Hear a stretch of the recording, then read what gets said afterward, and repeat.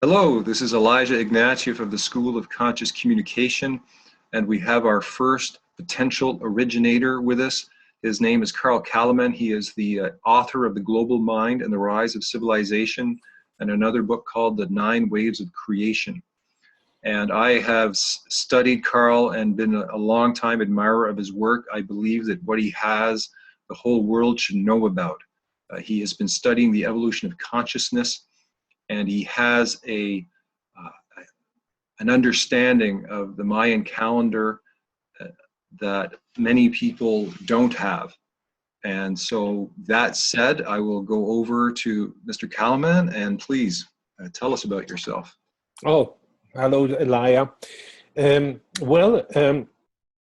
I have spent the past 25 years or so devoting myself to the study of the Mayan calendar and trying to make sense of it in such a way that it becomes a meaningful tool for modern people. Before that, I spent 20 years in laboratories. I have a Ph.D. in physical biology, and so I have a strong background in the hard sciences. And I still think that is very important to have as a background when you study something that may seem so etheric or esoteric as the Mayan calendar. And it has led me, I think, to another approach to study this phenomenon than most others. In other words, I have really relied on all kinds of historical facts and what I would call empirical evidence in trying to make sense of this in such a way that it becomes meaningful. And currently I live in New Mexico, and originally I was born in Sweden, in Stockholm, and that's where I had my training. And a critical point in my early development was the time when I was 29 years old, and I first time went to Mexico and Guatemala as a backpacker, and discovered that they had some very different way of looking at time, and that they had developed calendars that seemed different, seemed alien to us. And most importantly, they did not, some of these calendars did not, were not based on astronomical cycles. And which raised the question, if it's not astronomical cycles, what is it? And that is a quite remarkable inquiry into what life is all about. It became the starting point of that. So I remember that the basis of your work is a central map that shows 9 waves of creation. Would you mind perhaps bringing that up and showing it to us? Yes. So the Maya built a number of city-states about 1,000 years or maybe 2,000 years into the past. And in the central squares of these city-states, there was commonly a pyramid that was built in 9 different levels.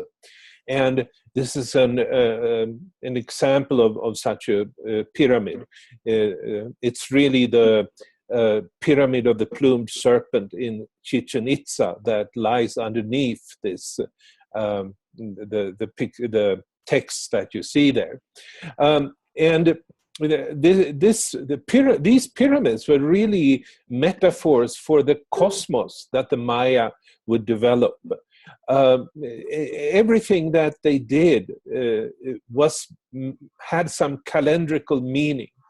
And so this pyramid, for instance, is built in 9 levels. And that was typical of the major places like Palenque, Chichen Itza, Tikal, to have a pyramid in 9 levels. And the reason is that the way they looked upon it was that the cosmos was created in the form of 9 levels of consciousness.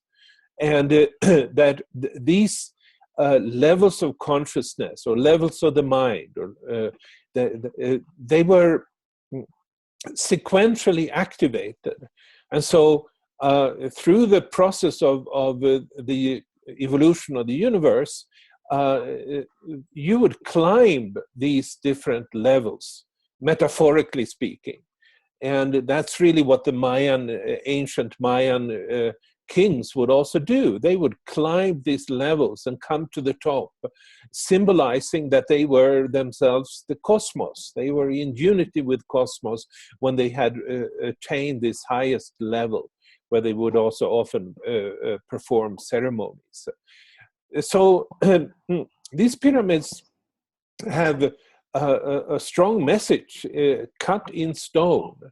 And from that starting point, you might say, I have continued to discern and distinguish different phases in their calendar system that has given a pattern of energies that lies behind all of creation. And so there was not only 9 levels, each with a higher frequency, but it was also that each of these levels of consciousness were developed through a sequence of initially 13 energies, 7 days and 6 nights, you might say, which was a common pattern, a wave-like pattern for all of these 9 levels. And this wave-like pattern is really what lies underneath not only human history, but also galactic and cosmic history, going back all the time to the birth of the universe. And you might say it's at that point, at the beginning of the cellular cycle, as it's written here, that the universe took its beginning about 16 billion years ago. So just to make it clear, I guess, for anyone watching, that each one of these levels is divided into sort of 13 parts. Yes. And so to go through each level, you have to go into first day, first night, second day, second night. And each one of those parts has a distinct transition from one to the other. Yeah. That's right. They build upon each other. And this metaphor is really a very phenomenal metaphor. It also tells you that you really can't make jumps in evolution. They each have to come to a certain point of completion before a new such wave can begin and develop a new and higher level of creation. And so you can't jump over anything. You have to go through everything. And it's a process that up until the year 2011, it went through then 13 steps in 9 different levels. So it speeds up, right? Like each cycle, each level above is like one of the days or nights of below, right? So yes, there's a spiraling effect that actually went to 2012. So this explains what like the build up to what happened for 2012, right? Yes. So these 9 levels, each developed by a waveform, were sequentially activated, and they also had each one of them had 20 times higher frequency than the level that they were standing up on, so to speak. And what this means is that as we climb the pyramid of creation, we have also then increased our frequencies, and time has been experienced as speeding up, because when phenomena are developed with a wave that has a higher frequency, it seems like things change very quickly, and it's really time that is speeding up in this particular sense. And many people have experienced this, that, you know, compared to 50 years ago, certainly, if you've been alive for that long, you would know that in those days things moved much more slowly than they do at the current time. Today, the highest wave has been activated. The 9th wave was activated in 2011. And so there is a very rapid rate of change going on our planet. So could you explain perhaps the words on the right-hand side in a brief form of what each level represents? Well, cellular cycle is the lowest cycle, the one with the lowest frequency, and it basically develops just monocellular organisms. It's the one that was behind the creation of the first life on our planet, life in the form of very simple blue-green bacteria. And once that is completed, a new wave was activated, the mammalian cycle, which basically has developed the animals, the different classes of animals on our planet, that each one of those classes are associated with a new day in the waveform being activated. And the third level is, which started about 40 million years ago, was one that made these mammals become bipedalic and erect. So it basically develops what you would call big apes. And the fourth level, the tribal cycle, is the one that develops human beings. And it really is a 2 million year long development of the human brain that sort of over that relatively short period of time triples its size. And with that brain size, the next level, the cultural cycle, is the one that sees the first expressions of culture among these human beings. It takes us to the first human burials. It goes through the cave paintings in about 40,000 years ago, and people start to use symbols in this. There is a new aspect to the human consciousness that is being added in this particular cycle. And then it's the national cycle, and that started 3115 BC, and this is at about the time when the first civilizations, in a true sense, emerged on our planet. This is a time when the Egyptians started to build their pyramids, and the Sumerians started to write, and other civilizations emerged at the Indus Valley and in Peru and several other places in the world. You know, historians have marveled at this for a long time. Why did so suddenly there was a jump in the evolution of human society at this particular point in time? And from the Mayan calendar perspective, the reason is that there was a big change in the human mind that these waves were introducing, or this particular wave was introducing. And that's what created this completely new kind of human society that we usually call civilization. And then the planetary wave started in 1755, and that's the one basically that took these civilization to a new level. Among many other things, it introduced the industrialism and democracy and a new way of relating socially and many other things.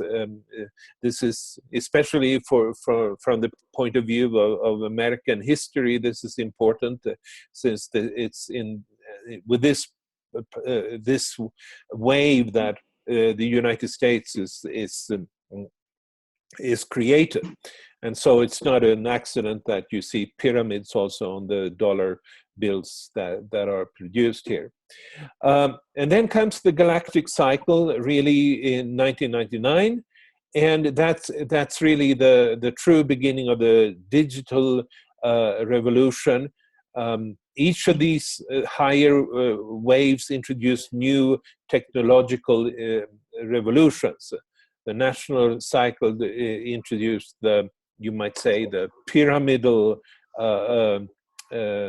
revolution. The planetary cycle introduced the industrial revolution, and the galactic cycle introduced the digital revolution. And then comes the top level, which was activated in 2011, and which is sort of one level where through a change in the human mind, a new the potential for a new kind of society is created, for new kinds of relationships is created. Because the mind that is being downloaded in this particular wave, it doesn't have any filters. It is the intended end result, the completion, you might say. And all of these waves are now continuing to run in parallel, and for the first time in human history since 5 years ago about, they're all active, and they are shaping a new kind of reality. We have felt, especially in the past year, a tremendous change in the world, the way the world is run, and we will continue to see how all of these waves are manifesting in changing the world in the years ahead. So what does this say to our species in terms of our future? I think right now people are feeling a bit of the insanity of the world, and they need some sort of positive guidance about what this actually means. Could you say something about that? Yeah. One very significant thing that it tells us is that there is an underlying destiny of humanity. And if all of evolution, in all of its aspects, is delivered by these 9 waves that have driven these different levels of creation, then that means that it's not random.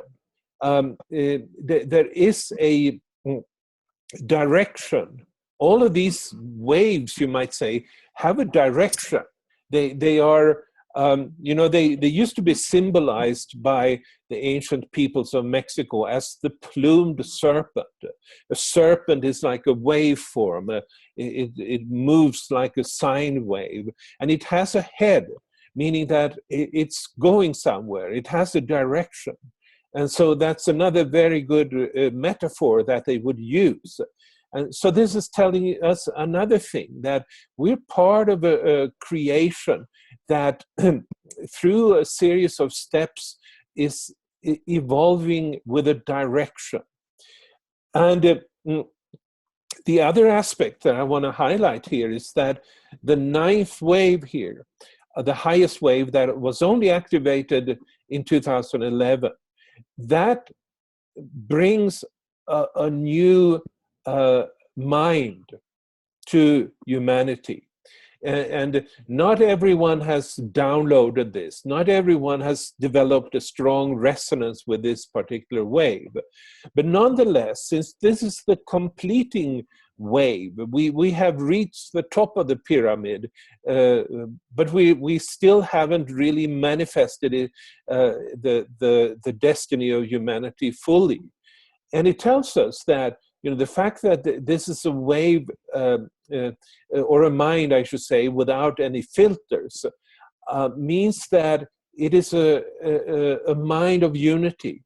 It's rather than projecting filters, rather than projecting dark aspects of our mind, this particular mind will only project light.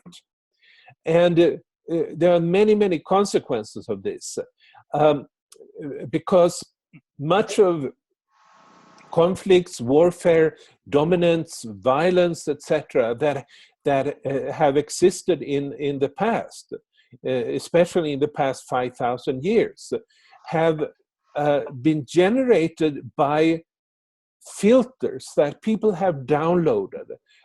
People have downloaded a dualist mind that have led them to believe that not only themselves, but also other people could be good or evil. People have projected that kind of duality onto the world.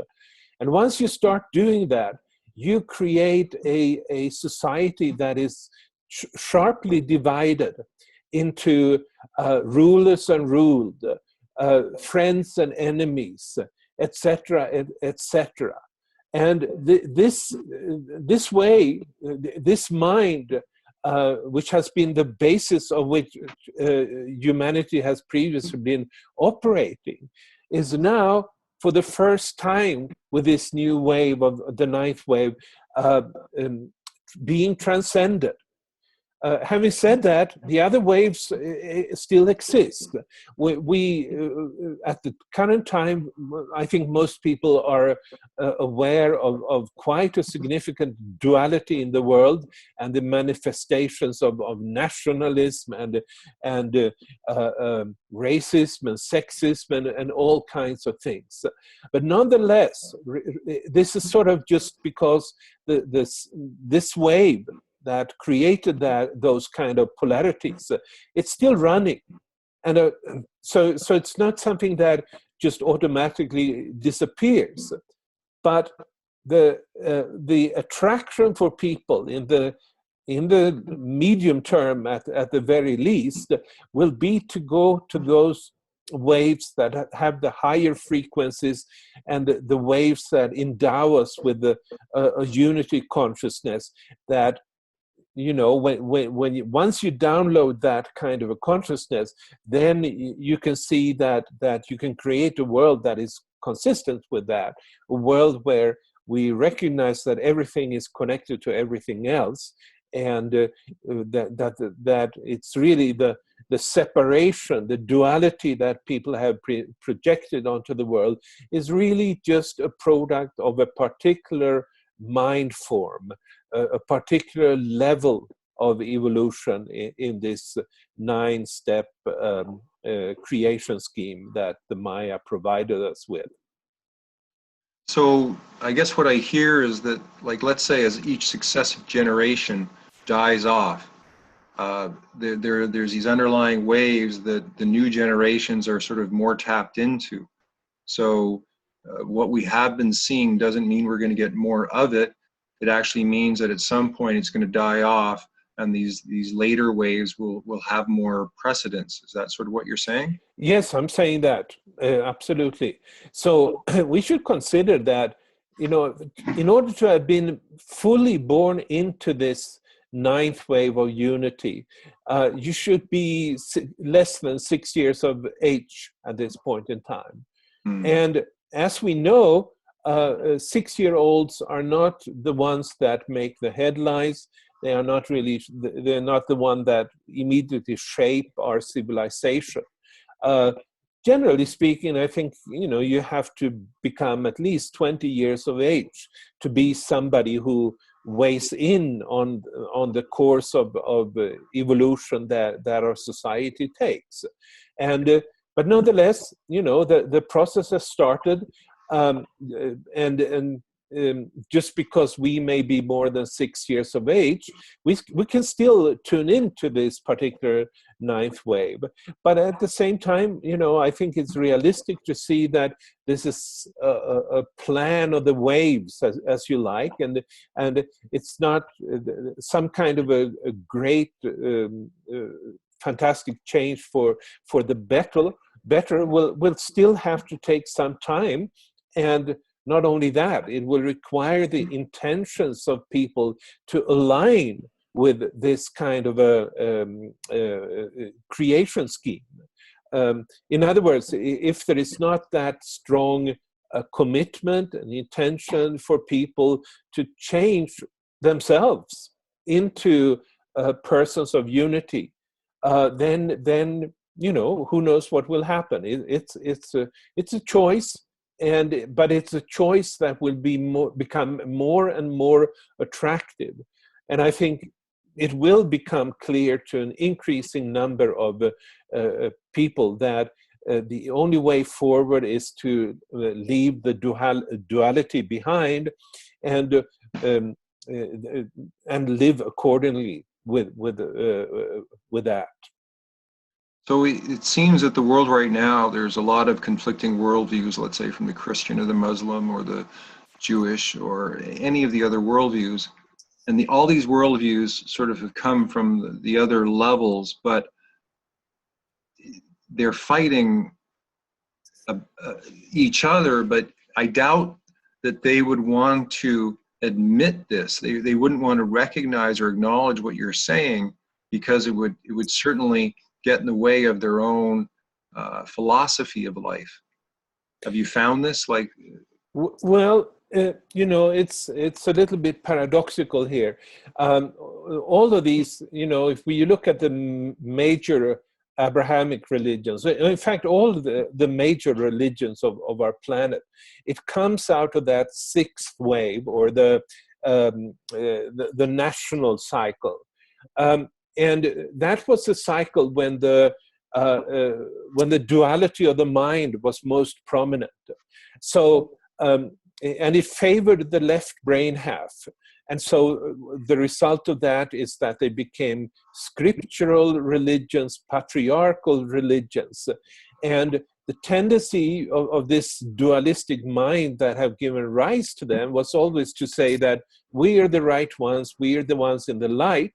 But then, since they also had, everyone at that time also had a dark filter on their mind, they tended to project that darkness onto the other religions. And so not everyone, not all of these religions, but partially it's there, the whole idea that it's the only right one, or something like that. And so that's one side of these religions. But if you look at the Abrahamic religions, at the same time, they really all accept the idea that we are going towards a return to the Garden of Eden. Certainly in the Jewish tradition, that's very prominent.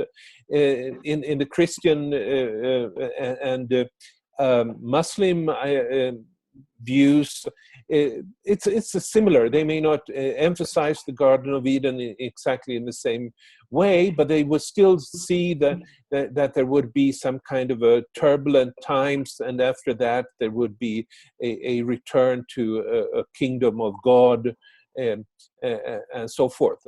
So they share that view. They share the view that the humanity is meant to go back to unity. And this is also the conclusion you would derive from the Mayan calendar. The significant contribution of the Mayan calendar here is that it gives time frames and overall perspectives that the other religions, I should say, do not provide.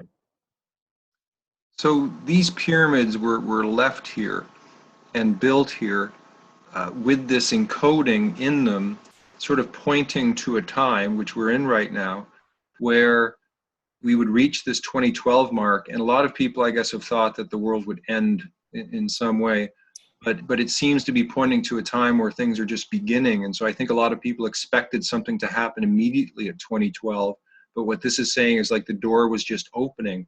Is there any significance to like 2017? Like, why this year? Well, yeah, I couldn't say that there is a particular significance that you could see from the Mayan calendar for the year 2017. The way I look upon it is that in 2011, all the 9 waves for the first time in human history became activated.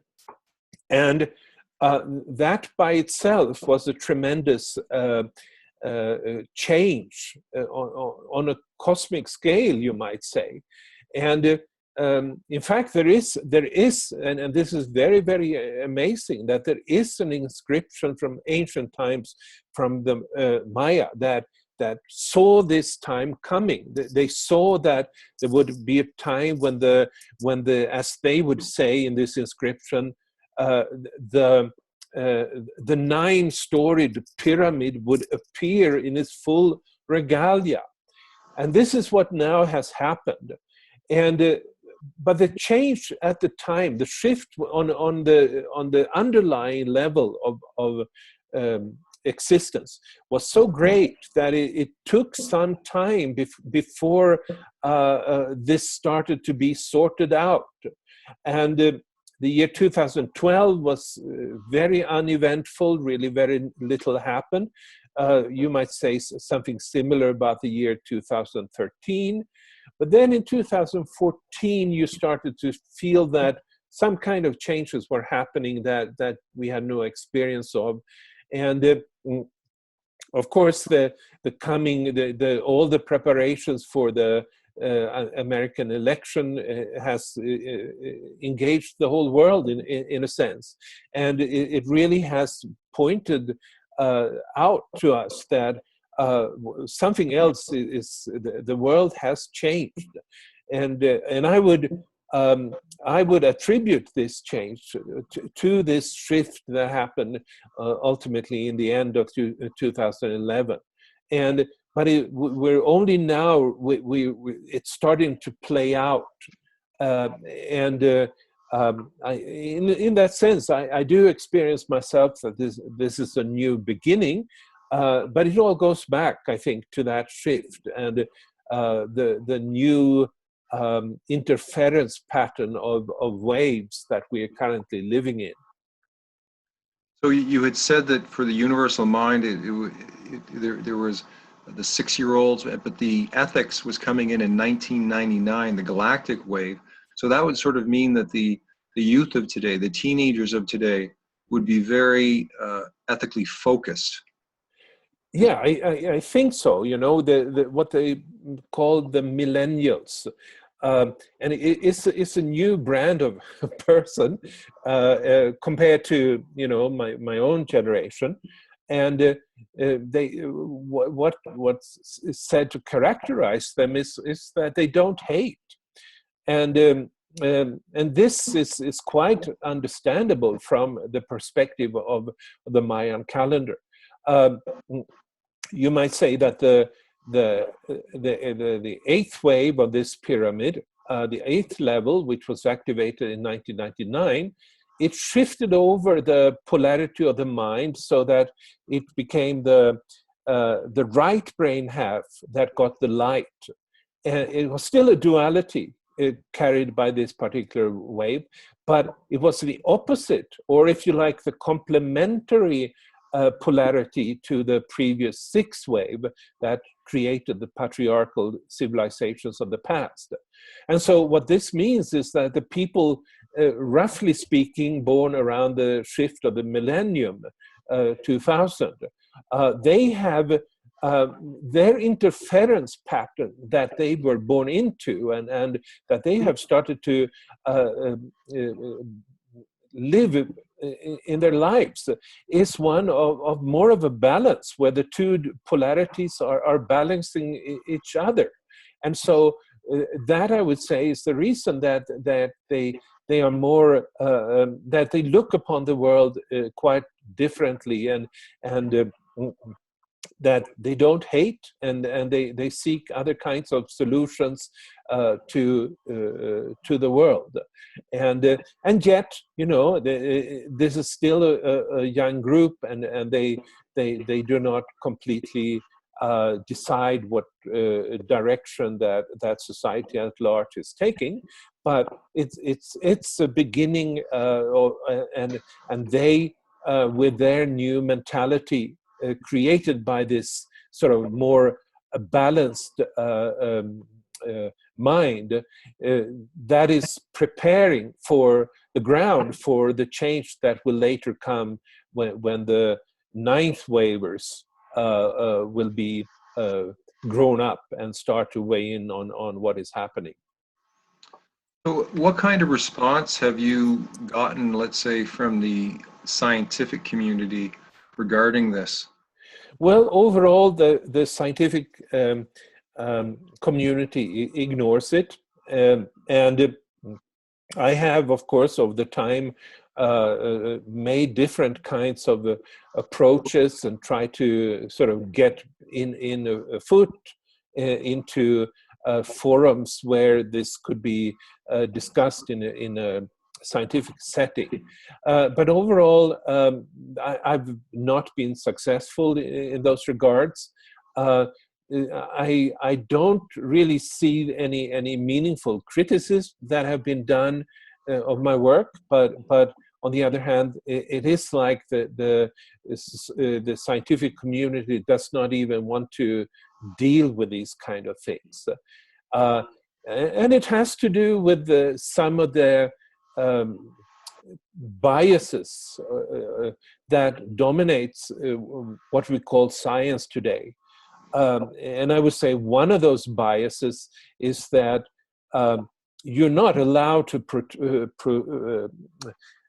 propose something that indicates that there would be a purpose to the universe, or that there is some kind of an underlying plan for the evolution of the cosmos.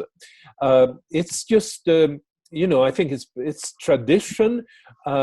The scientific community at large turned away from what it considered as a superstitious religion and turned into a materialist, atheist way of looking at the world. And I would say that when something like this comes along, that is really very much based on the facts of evolution, biologically and historically and so forth, then it will become something somewhat of a threat. It's something they don't want people to look into, and will not endorse. Not because they actually know that is anything wrong with it. It's just that it is a threat to a number of institutions and a way of thinking that's been prevalent in quite some time now. So true. Most people of the nature that have the nature of what you have sort of die in a certain, with their work not being acknowledged or seen because it goes so against the prevailing thought of the time. So you're quite lucky to be here in the age of the internet, where your work can have an audience. What about the Mayan elders? How do they view your work? Well, overall, I would say they have viewed it very positively. I have heard very positive comments from Don Alejandro Oxla, who is the Guatemalan head of the Council of Elders, so the Maya. I had a good contact with Hunbatsmen, who passed away last year, and a few others. But that's it's a big group of people. They are individuals. I suspect there are others that may not embrace completely my views, and which is not very surprising, because I'm not just, I'm taking the Mayan tradition and which I follow quite faithfully, but nonetheless, I sort of transform their mythological knowledge through incorporating what modern science says about the facts of evolution of humankind and even earlier in the history of the universe. So that means that my work is different. I don't look upon myself as someone who is just here to maintain a tradition, which is the calling of most elders and day keepers.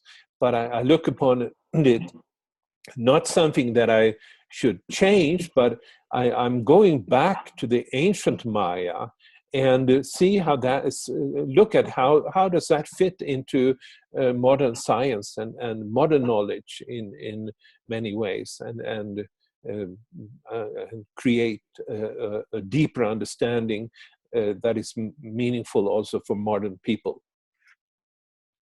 So you have two books that you've come out with lately, one, The 9 Ways of Creation, and The Global Mind and the Rise of Civilization. Yes. What's the difference between these two books? Yeah. First of all, those are, I probably have 5 or 6 books out there. But those are the two that have been written after the shift in 2011. And it means that there are some changes in my ways of thinking that is being expressed in both of those books. Then they have quite a different tone, a different purpose even. The global mind and the rise of civilization is really about the mind, the human mind, and also very much how the emergence of human civilizations is connected to a shift in the human mind. So this is a book very much for people that are into ancient history and want to understand how the cave dwellers turned into sophisticated pharaohs and so forth. The 9th wave of creation is for people that want to know what is happening now. So there's a big difference here. I would call it a stronger book. It has, I love history personally, but I know that most people don't love history as much as I do. And for this reason, the 9 waves of creation is more of a providing a scientific background, to these different waves, but it also sort of really conveys the feeling of direction towards the future that the Mayan calendar really can give us. So it's quite they're quite different in their contents and also in their general feeling, so to speak. What about the response from universities and schools? Have you been asked to share your work at universities? Well, it's been very, very rare. That's all I can say. It has happened, but so far at least, it's been very rare. And that's all I can say.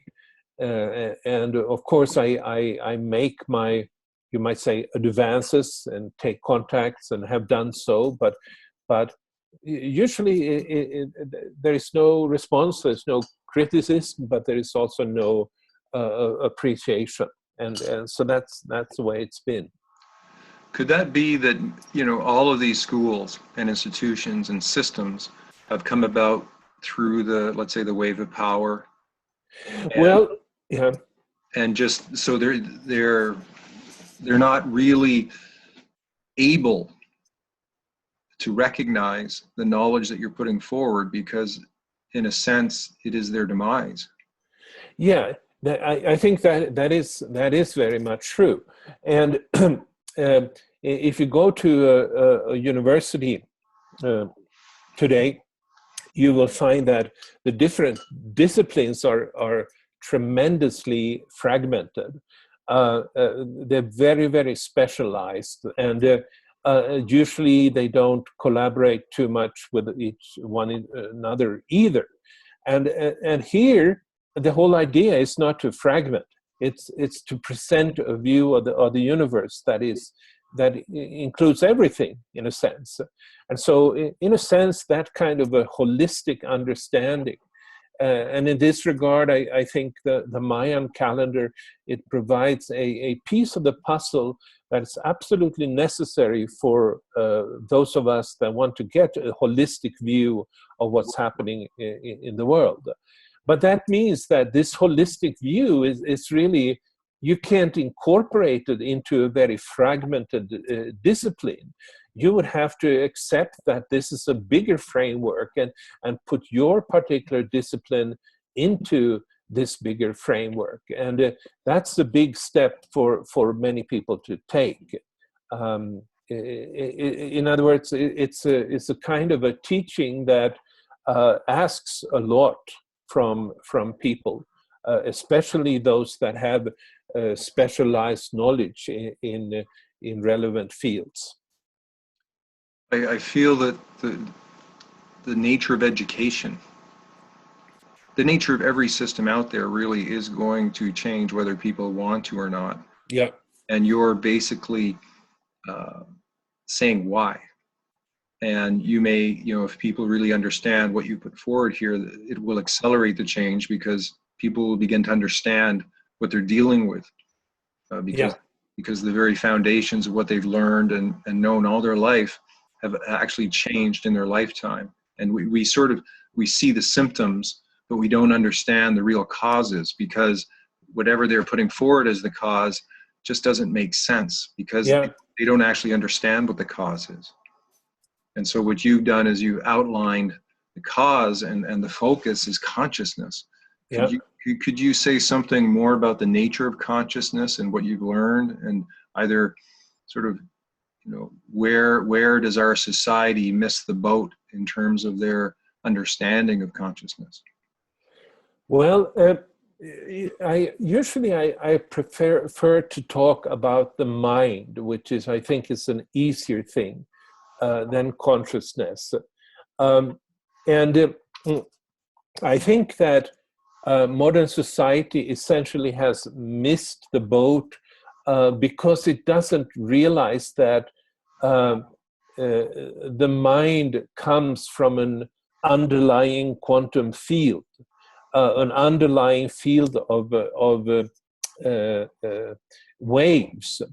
And instead, in modern scientific thought, everything has to be explained by some kind of a material phenomenon. And this is opposite to this. This basically says that this consciousness, this underlying quantum field, is the cause of the material reality. One way of looking at this very clearly is when you look at the relationship between brain and mind, where modern science or the established science looks upon the mind as a creation of the brain. Meaning the brain in the physical material sense would create the metaphysical or non-material mind. What I'm presenting here is a view that is completely different. My view is that the brain downloads the mind, and the mind is being conveyed to us through different cosmic waves. And then we as individuals, we tune into these waves, and we resonate with certain frequencies of the mind. So it's completely different in that regard. the reason this calendar system has predictive value and can be used for understanding the future is the very fact that these different waves are downloaded in a sequential manner, and they all tend to create changes in our reality that we can predict. But it's because the waves are following like a time plan. And if you look upon it as if the mind is created by the brain, it really is not a way of looking at reality that makes sense. But nonetheless, it's the dominating view, and this is a completely different view. Could you give us some insight into Josiah Arguello's work, and perhaps how it connects to yours, or just who he was in the scheme of things? Yeah, well, I have a sort of a split relationship to his work. In other words, he was the one that really let the world knew that the Mayan calendar had some very distinctive features, and could be used in order to understand the course of history. So in those particular senses, he was a very significant pioneer.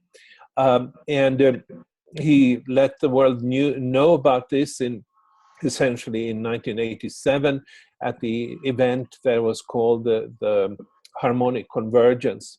That was a event of taking down new energies, you might say. On the other hand, I also have criticized the fact that he did not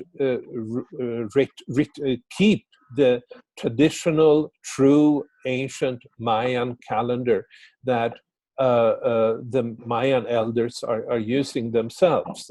So he developed a calendar, or invented a calendar of his own, which is called the dream spell calendar. And I think that has created tremendous confusion. He was, he had the ability to spread this across the world, but it's not the true Mayan calendar. And that's, so for these reasons, I have a split relationship to him. I think his initial work with the Mayan factor, his seminal book, was very significant.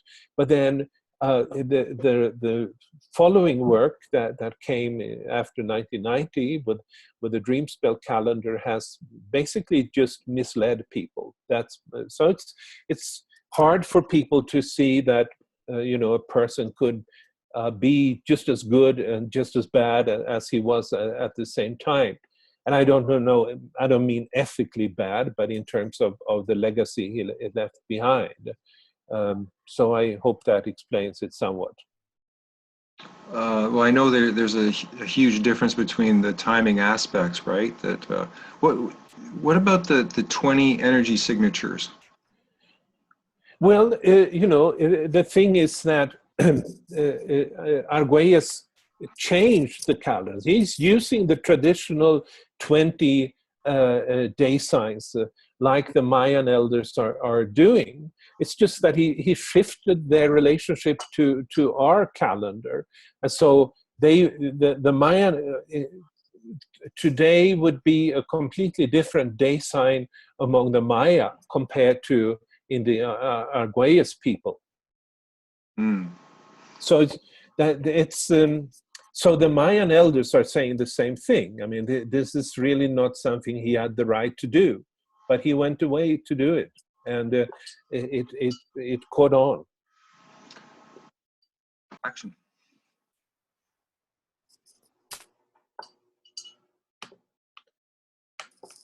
So you said you would like to say something about how to access the ninth wave? Yeah. Would you like to go ahead? Okay. So a common feature of all these 9 waves is that it is in those periods that are peaks in the waveform, or what I also call days, in a creation sense of days. It's in those periods that the phenomena are manifesting that is driving and leading the wave forward. So, for instance, in the sixth wave that started 5,130 years ago, it is in the peak periods that more and more advanced civilizations tend to develop. Whereas in the valley periods in the wave, there are more like dark ages, and things are not moving forward. Now, this is true for all the waves, and this is the reason that the pendulum shifts in history. But it's also true for the ninth wave, which is a wave that has the highest frequency, and where the wave period is as short as 36 common days. And what this means is that if start to resonate with this particular 36-day period, and notice the kind of information you are subject to and that you're downloading in the periods that are days, then that will be actually guidance for yourself to be part of creating the destiny of humanity. Because the ninth wave is this ultimate wave, it's the highest wave, it's the highest frequency wave, and so that whatever comes in the day periods of that particular wave is also what drives us towards the golden age, towards the unity consciousness. And so then it's very important. This will mean completely different things to different individuals, because we're in different places in life, and we have different purposes and missions and so forth. But regardless of what your individual place in life is, or your individual purpose is, you will find that it is in the day periods of the ninth wave that your mission gets most of the wind of its back, and it's the most connected to this collective process of development towards unity consciousness. So that is the reason that I recommend that people start to observe this wave and see what it means to them, how their own personal lives are affected, and how their own personal individual missions are affected by this waveform. And over time we will find, I'm sure, that humanity, the part of humanity that is going towards this unity consciousness, will become increasingly synchronized by this particular wave, the ninth wave.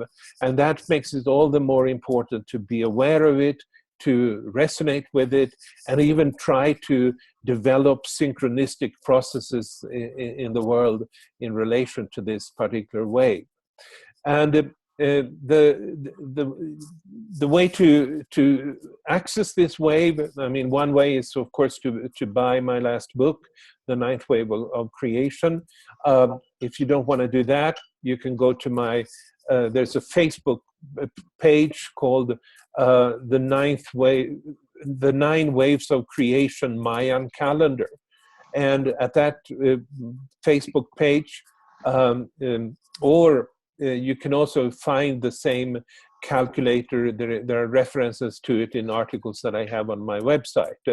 But it's there on the internet, so everyone can in principle see how this waveform looks. And right now we are in sort of coming to almost to the bottom level of the valley part of this particular wave, and it goes up and down. And will continue to do so, as far as I can tell, forever.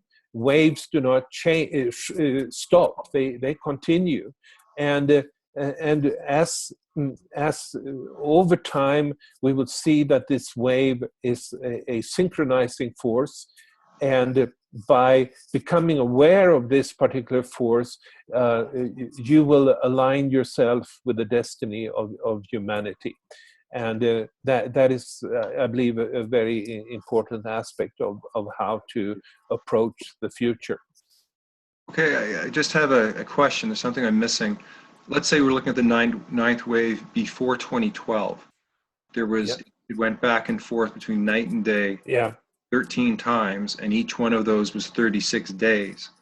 Now let's say 2012 comes, supposedly it doesn't end, the wave doesn't end, so you're saying that same cycle of 36 days is going back and forth? Yeah. So it's continuing, and today I think we are in the 61st night of this particular wave. Okay, so does that mean that the waves underneath the other waves have a similar? Yeah, they have forthness. Exactly. They continue. Now they have longer wavelengths. So, you know, in terms of the sixth wave or the national cycle, we're only in the 14th baktun. In terms of the and we're the 14th katun of the planetary cycle. In terms of the galactic cycle, I think I'm not completely sure. I think we are somewhere around 20 or something like that. But in the ninth wave, we're up in the 61st night. And so you say there's a calculator. That's right. To do this. Yeah. Well, because there seem to be certain times, and I thought it was the moon, where things are very easy and things are going well, and then all of a sudden nothing seems to work. And I haven't been able to find a reference point for figuring out what it was. Well, so what you're saying, it's these waves, it's these underlying waves. Yeah, I would say so. But you know, it all depends on what your particular intentions in life are. I would say that things only are easy for certain in certain day periods in this ninth wave if you are yourself having an intention to manifest unity consciousness. If you are a extreme egotist and your projects have nothing to do with furthering humanity or manifesting unity, well, then you probably will not find that you're in resonance with this wave. Then this wave, sort of the day periods, will not help you, because it helps only that goes towards unity consciousness. So that's a very good sign, or more than a sign. It is the reason why we are going to enter the golden age. Yeah. It's not some maybe, it's not we hope so, it's going to happen as a result of what you're saying. Yes. So that would bring a great deal of hope and a great deal of inspiration to people who right now may feel as if nothing's ever going to change, because they keep witnessing these wars and they keep witnessing all of these horrible things happening on the planet. Yeah, that's absolutely right. I'm not saying that it will be easy, but I'm completely convinced that the world is meant to go towards a golden age. That's beautiful news. I think we're coming to the end of our interview, and I would just like to say that you were the first originator sort of chosen for the School of Conscious Communication to interview. Thank you. And we would love to, in whatever way, have you on board in terms of being somebody who shares their knowledge. And that can that can look in many different ways, but it's like if no school is sort of supporting you, to me, they're part of the old paradigm. And that the new paradigm schools have to support people like you that are going to bring this new paradigm into being. And this interview is step one in terms of seeing how that can happen. And it's just beginning to find out who you are and what you have. Thank you. It's been an honor. I really appreciate it.